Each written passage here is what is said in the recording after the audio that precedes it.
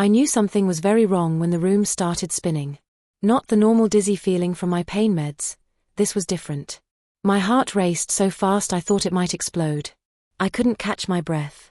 The walls seemed to close in around me. Sandra, I called out weakly for my mother-in-law, who was downstairs making dinner. Something's wrong. No answer. I grabbed my phone with trembling hands and took a picture of the pills in my little plastic organizer. Then I forced myself to crawl to the bathroom, stuck my fingers down my throat, and threw up everything I could. Tears streamed down my face as I slumped against the cold tile wall. That's when I saw her, standing in the doorway, arms crossed. "What are you doing?" Sandra asked, her voice flat. Not concerned. Not surprised. Just watching me. "I think something's wrong with my medication," I managed to say between gasps. She clicked her tongue. "You're being dramatic again. This is exactly why David asked me to help. You're completely unable to take care of yourself." David, my husband, her son. The man who'd insisted his mother was the perfect solution to care for me after my back surgery, despite my protests. The man who was currently on a business trip 2 states away while I was trapped in our house with a woman who had just tried to, what exactly? Hurt me? Kill me? I forced myself to look normal. To breathe. "You're right. I'm sorry. Maybe I just need to rest." She nodded, satisfied, and left me there on the bathroom floor. That night, when Sandra thought I was asleep, I took one of the pills from my organizer and used a test kit I'd ordered months ago when I was volunteering at the women's shelter, the kind they give women who think someone might have drugged their drinks. The liquid turned dark blue immediately. Benzodiazepines. Not my prescribed pain medication at all. My doctor had specifically warned me never to mix benzos with my pain meds. It could slow my breathing until I stopped altogether. Sandra hadn't just switched my pills. She'd given me a combination that could kill me. I lay in bed that night shaking, trying to make sense of it. Sandra had always hated me, from the moment David brought me home 5 years ago. She'd made it clear I wasn't good enough for her precious son. But this was something else entirely. The truth was, our marriage had been in trouble even before my back injury. David worked constantly, and when he was home, he was distant. We hadn't had sex in almost a year. The accident, a bad fall down a flight of stairs at work, had only made things worse. I needed multiple surgeries. I couldn't work. I became, in Sandra's words, a burden. I'd overheard her on the phone with David a week ago. "She's dragging you down. You could have had such a different life." I took a deep breath and made myself think clearly. I wasn't just fighting for my marriage anymore. I was fighting for my life. The next morning, I smiled at Sandra as she brought me breakfast, plain toast and a cup of tea. Plus my morning pills, of course. "Thank you so much for taking care of me," I said, trying to keep my voice steady. "I don't know what I'd do without you." She practically glowed with the praise. "Well, someone has to look after you properly." I pretended to take the pills but slipped them under my tongue. When she left, I hid them in a tissue and flushed them down the toilet. For the next 3 days, I played the perfect patient. I complimented Sandra's cooking. I asked about her garden club. I mentioned how lucky David was to have such a devoted mother. All while secretly documenting everything. I took pictures of my prescription bottles and the pills she gave me. I recorded our conversations. I even set up my old laptop to capture video of her switching my medications when she thought I was napping. And I called my doctor. "I'm having unusual symptoms," I told him. "Is it possible the pharmacy made a mistake?" "Let me check your prescription," he said. After a minute of typing, he continued, "No, we sent the correct medication. And your husband picked it up himself just last week." My blood went cold. "My husband? Are you sure?" "Yes. David came by on Tuesday. Said you weren't feeling well enough to get it yourself." This wasn't just Sandra. David knew. He was part of this. I thought about our life insurance policy, the one he'd insisted we upgrade last year. How he'd been talking about starting fresh and making changes before my accident. How relieved he'd seemed when his mother offered to take care of me. That night, I called my sister, Jen. We'd drifted apart since my marriage, another red flag I'd ignored. David had always found reasons why we couldn't visit her. "I need help," I whispered into the phone, the bathroom shower running to mask my voice. "I need to get out of here, but I can't do it alone." Jen didn't hesitate. Tell me what's happening. I explained everything, the pills, the recordings, my suspicions about David. Jesus Christ, she breathed. What do you need? I need 3 days. Don't come here. Don't call the house. But on Saturday, I need you to pick me up. 2 blocks down, on Maple Street. I'll be there at noon. I'll be there. Should we call the police? I thought about it. Not yet. I need more proof first. After hanging up, I stared at myself in the mirror. I barely recognized the pale, frightened woman looking back at me. 5 years of slowly disappearing. 5 years of you're overreacting and you're too sensitive and my mother means well. David was coming home tomorrow. I needed to be ready. The next day, I heard his car pull into the driveway. I was set up in the living room, looking appropriately weak and grateful. Sandra had spent the morning telling me how exhausted she was from taking care of me, how no one appreciated her sacrifices. David walked in, kissed his mother first, then came to give me a quick peck on the forehead. How's my patient doing? He asked, not quite meeting my eyes. Better now that you're home, I lied. Your mom has been amazing. They exchanged a look I pretended not to notice. I've been keeping her medication on schedule, Sandra said pointedly, though she's been a bit difficult at times. David frowned. Have you been giving Mom trouble? The old me would have apologized. Explained. Tried to smooth things over. Instead, I looked down. I'm sorry. The pain makes it hard to think sometimes. Well, I'm home now, he said, patting my hand like I was a child. Mom can get some rest. That night, David brought me my pills and a glass of water. I pretended to take them, hiding them in my cheek until he left. When I was sure he was downstairs, I took out one pill and tested it. Benzodiazepines again. But stronger this time. I listened to them talking in low voices downstairs. How long do we have to keep doing this? Sandra asked. The doctor said with her condition, it could happen any time, David replied. A blood clot, respiratory failure, it would be completely natural with her injuries. And you're sure about the insurance? 2 million. Enough to pay off the house, set us both up nicely. I felt strangely calm as I recorded their conversation on my phone. The pieces were finally fitting together. The accidental fall that had seemed so strange. Me, who was always careful on stairs. The way David had insisted on this specific surgeon. This specific treatment plan. How he'd positioned himself as the devoted husband while making sure I was completely isolated. I thought back to other accidents over the years, the time my brake lines mysteriously failed. The severe food poisoning only I had experienced. The gas leak in our first apartment that I'd smelled, but David had dismissed. How long had they been trying to kill me? The next morning, I asked for my laptop. I want to order you both something special, I explained. To say thank you. Sandra looked pleased. That's thoughtful of you. I'll bring it down. As soon as I had it, I backed up all my recordings to a private cloud account. Then I wrote detailed emails to my sister, my old boss, and my college roommate, people I trusted, explaining everything, with the evidence attached. If anything happens to me, I wrote, this is why. This is who did it.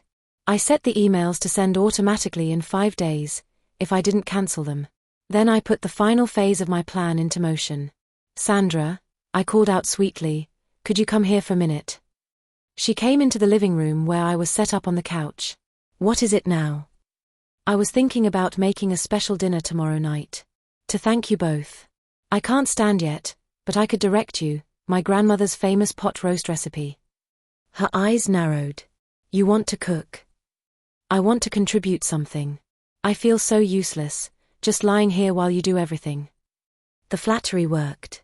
Well, I suppose that would be nice. For David. Great. I'll make a shopping list. The secret is a special blend of herbs. My grandmother was very particular about them. That afternoon, I asked David to help me to the bathroom. Once there, I purposely stumbled, clutching my back in pain.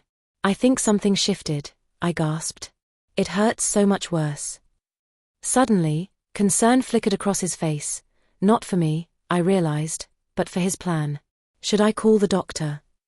No, I said quickly. Just get me my pain pills. The real ones. From the upstairs bathroom cabinet. Not the ones your mother's been giving me. He froze. What are you talking about? I let tears fill my eyes. I know you've both been trying to help, but I need my actual prescription right now. The pain is too much. He stuttered something about being confused, then hurried upstairs. I heard cabinets opening and closing. When he returned, his face was carefully neutral. Here you go, he said, handing me 2 pills that looked exactly like the ones they'd been substituting. I took them without protest. Let him think I believed him. That night, I lay awake, planning every detail. Testing the waters had confirmed my suspicions. Neither of them would admit what they were doing. They'd take it all the way to the end. Which meant I needed to be perfect. The next morning, I gave Sandra my shopping list for the special dinner. These herbs are very specific, I told her. They need to be fresh. There's a specialty shop on 3rd Street that should have them. She looked annoyed but took the list. This seems complicated. It's worth it. I promise. David always said it was his favorite meal I ever made. That got her. She couldn't stand the idea that I had provided something for her son that she couldn't. She left mid-morning to get the ingredients. As soon as she was gone, I dragged myself upstairs to their bathroom. Moving was agony with my back, but adrenaline kept me going. I found what I was looking for in Sandra's vanity drawer, her own prescription bottles. Sleeping pills. Anti-anxiety medication. Blood pressure medicine. All benzodiazepines or similar sedatives. I took pictures, then struggled back downstairs before she returned. When Sandra came back with the shopping bags, I was ready. I'd set up in the kitchen, seated on a high stool where I could supervise the cooking. This is actually really special for me, I told her as she unpacked the groceries. My grandmother taught me this recipe right before she died. She said to only make it for people who truly deserved it. Sandra didn't catch my meaning. She just nodded impatiently. The herbs need to be prepared in a very specific way, I continued. You have to crush them together to release the oils. I brought my grandmother's mortar and pestle down from the display shelf. I pointed to the heavy stone bowl and grinding tool sitting on the counter, a wedding gift from David's great-aunt, the only member of his family who had ever been kind to me. Sandra sighed but followed my instructions. She washed the herbs, patted them dry, and began crushing them with the pestle as I directed. The sharp scent of rosemary, thyme, and other herbs filled the kitchen. Now add just a sprinkle of this, I said, handing her a small envelope of white powder. It's a special salt blend, just a pinch. She took it without question.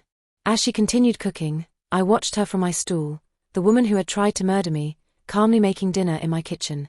The woman whose son I had loved, who had seen me only as an obstacle. An insurance payout. By the time David came home from work, the pot roast was simmering, filling the house with rich, savory smells. Something smells amazing, he said, coming into the kitchen. Your wife's grandmother's recipe, Sandra said, already taking credit. She's been instructing me all afternoon. It's her special dinner for us, I added, to show my gratitude. We gathered at the dining table, my first time eating there since my surgery. I'd insisted, saying it was important to me to have a proper family dinner. David helped me to my seat, playing the concerned husband for an audience of one. Sandra served the pot roast, proud of her work. I waited until they had both taken several bites before touching my own plate. This is delicious, David said, sounding surprised. It's the herbs, I replied. They make all the difference. I watched them eat, taking small bites of my own portion, mostly pushing the food around my plate. The herbs were doing their job, masking the bitter taste of the crushed pills I'd mixed into the special salt blend. Sandra's own medications, ground into a fine powder. Not enough to kill them. I wasn't a murderer like they were. But enough to make them groggy, confused, and unable to stop what came next. Is something wrong with yours? Sandra asked, noticing I wasn't eating much. My stomach's been upset today, I said. But please, enjoy. I'm just happy to watch you both appreciate the meal. By the time we finished dinner, Sandra's speech was already slurring slightly.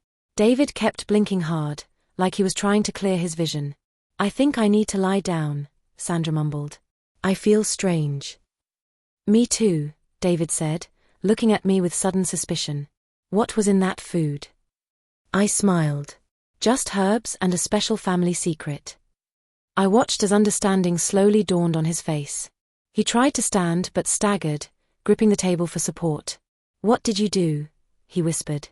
"The same thing you've been doing to me," I replied calmly. "Only I didn't use enough to kill you. That's the difference between us." Sandra started to cry, big, messy tears rolling down her face. The drugs were hitting her harder.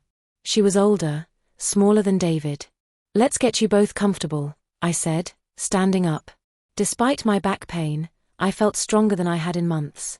"David, help your mother to the living room before you fall over too." He didn't argue. He could barely walk himself, but he managed to support Sandra to the couch. I followed behind them, carrying my phone. "Sit down, David," I instructed. He collapsed into the armchair across from his mother. I took the love seat, positioning myself where I could see them both. "Now we're going to have a family meeting," I said. "And for once, I'll be doing the talking." Their eyes were unfocused, but they could still hear me. I pressed record on my phone and set it on the coffee table between us. "Let's start with the pills," I said. "The ones you've been giving me instead of my prescribed medication. The ones that could have killed me if I'd kept taking them." David shook his head weakly. "Don't know what you're talking about." I pulled out my evidence, photos of my real pills next to the substitutes, the positive drug test results, the video of Sandra switching my medications. "And then there's this," I continued, playing the recording of their conversation about the insurance money. Their own voices filled the room, discussing how my death would look natural. How they'd split $2 million. Sandra started sobbing harder. David just stared at me, hatred plain on his face, despite his drugged state. "Why?" I asked. "We could have just divorced. You could have moved on with your life." "Wouldn't get money that way," he slurred. "You'd take half. Always taking." 5 years of marriage, reduced to a financial transaction. 5 years of trying to please a man who had been plotting my death. "How long?" I demanded. "How long have you been trying to kill me?" Sandra laughed suddenly, a harsh sound that made me shiver. "Since the honeymoon," she said, her words running together. "Told him you weren't right. Told him you'd ruin everything." I turned to David. "The brakes on my car? The gas leak in our apartment?" He didn't deny it. His silence was confirmation enough. I stood up, looking down at them, my husband and mother-in-law. The people who were supposed to love me, who had instead plotted my death over and over. "Here's what's going to happen now," I said. "I've documented everything, the switched medications, your conversations, this confession. It's all backed up to multiple locations. If anything happens to me, anything at all, it goes directly to the police." David's eyes narrowed. He was trying to think through the drug fog. "You drugged us. They'll arrest you too." I shook my head. "I used your mother's legally prescribed medications, which somehow found their way into food I barely touched. I can't imagine how that happened. Maybe the same way benzodiazepines ended up in my pill organizer instead of my prescribed pain medication." I leaned closer. "The difference is, I have proof of what you did. And unlike you, I made sure you'll recover completely. By morning, you'll both be fine. No permanent damage. Because I'm not a killer." I let that sink in before continuing. "I'm leaving tonight. My sister is picking me up. I've already packed what matters to me. But before I go, I want you to know that your plan failed, not just to kill me, but to break me. I thought I'd feel satisfaction seeing them helpless like this. Instead, I just felt hollow. Empty. These people had stolen 5 years of my life, had nearly taken all the rest of my years too. There's one more thing," I said, taking a thick envelope from my pocket. "Divorce papers. Already filled out. They give me the house, my car, and half our savings. You get to avoid prison. Sign them now, and this recording never sees the light of day." I placed a pen in David's limp hand. He stared at the papers, then at me. "You're blackmailing us," he mumbled. "I'm negotiating with the people who tried to murder me," I corrected. "Sign, or I call the police right now." He signed. His signature was shaky but legible. "Now I need witness signatures," I said, taking out my phone. "Good thing I have friends on standby." I texted my sister, who was waiting nearby with 2 friends. They arrived within minutes. I'd explained the situation to them earlier, not the drugged pot roast part, but everything else. They hadn't believed me at first. Seeing David and Sandra's state changed that quickly. What did you do to them? Jen whispered, as her friends witnessed the divorce papers. Just gave them a taste of their own medicine, I replied. They'll sleep it off. With the papers signed and witnessed, I was ready to leave. I had my sister help me gather the last of my things, photo albums, jewelry from my grandmother, important documents. Before walking out, I turned back to David and Sandra, who were both fighting to stay conscious. You won't see me again, I said. But remember, everything I have goes straight to the police if anything happens to me. If I get so much as a paper cut that seems suspicious, you'll both spend the rest of your lives in prison. David's eyes burned with hatred. You won't get away with this. I laughed. It felt strange. I hadn't laughed in so long. I already have. That's the difference between us, David. You spent years trying to kill me and failed. I spent one day planning and took everything that mattered to you. I nodded toward the divorce papers. You're free of me, just like you wanted. But not the way you planned. No insurance payout. No grieving widower act. Just an empty house and the knowledge that I beat you. As I turned to leave, Sandra called out in a weak voice. He never loved you. Not for 1 minute. I paused, her words hitting me like a physical blow, despite everything I already knew. Then I straightened my shoulders. I know that now, I said quietly. And that's why I'm finally free. My sister helped me to her car. As we pulled away from the house I'd lived in for 5 years, I didn't look back. We stayed in a hotel that night. I slept better than I had in months, despite the pain in my back. In the morning, Jen brought me coffee and sat on the edge of my bed. What now? She asked. I sipped the coffee, savoring the simple pleasure of knowing it wasn't poisoned. Now I rebuild. 2 days later, I was settled in Jen's guest room when the texts started coming, from David. The drugs had worn off, and reality had set in. You can't do this to me. It's my house too. Sandra's having chest pains. If she dies, it's your fault. I'll tell everyone you're crazy. Who do you think they'll believe? I didn't respond to any of them. Instead, I called my lawyer, a shark of a woman Jen had introduced me to, and let her handle everything. The divorce was finalized in record time. David didn't fight it. He couldn't. Not with the evidence I had. 3 months later, I was sitting in a coffee shop when a woman approached my table. It took me a moment to recognize her. Elizabeth. David's cousin. Can I join you? She asked hesitantly. I nodded, curious. She folded her hands on the table. I heard about the divorce. David's been telling everyone you had a mental breakdown. That you became paranoid and violent. I just stared at her, waiting. But I don't believe him, she continued.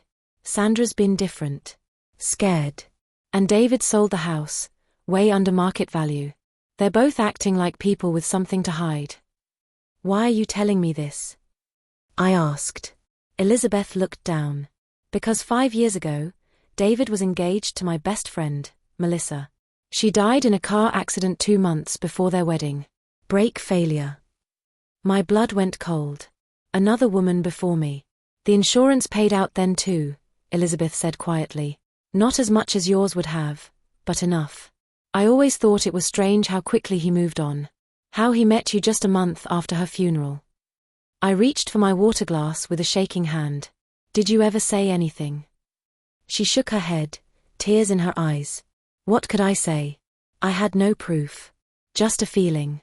But when I heard about your divorce, how sudden it was, I thought maybe you knew something. I knew enough, I said carefully.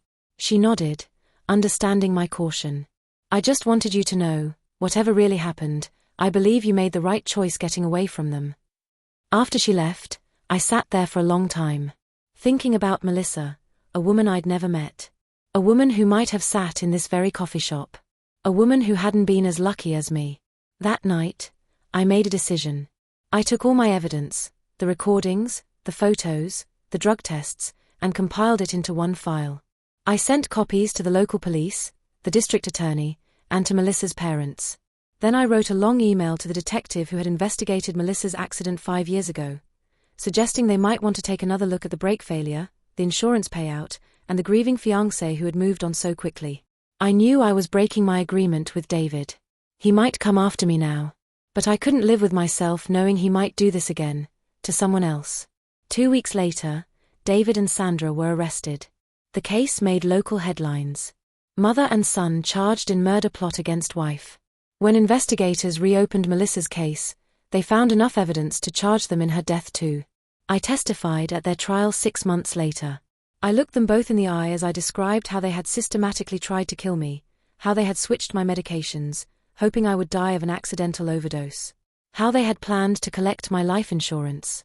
David was sentenced to 30 years. Sandra got 25. As they were led from the courtroom, Sandra turned to look at me one last time. He was my whole world, she said, her voice cracking. Everything I did was for him. I thought about that for a long time afterward, how love could become so twisted. How a mother's devotion could turn into something so dark. I wondered if she regretted it now, knowing she'd spend what remained of her life in prison, separated from the son she tried to protect. It's been 2 years since then. My back eventually healed, though I still have pain sometimes. I moved to a small town by the ocean. Somewhere no one knows my story. I used part of the divorce settlement to open a small bookstore. I made new friends, people who never knew me as David's wife. Who see me as I really am. Sometimes, I still have nightmares about those days in the house. Taking pills that were slowly killing me. Sometimes I wake up gasping, convinced I'm dying. But then I remember, I survived. I fought back. I won. I recently heard that David got into a fight in prison. Another inmate had seen his case on the news. He lost 3 teeth and gained a permanent scar across his face. I didn't feel anything when I heard. Not happiness. Not sadness. Just nothing. That's how I know I'm truly free of him. His power over me is gone.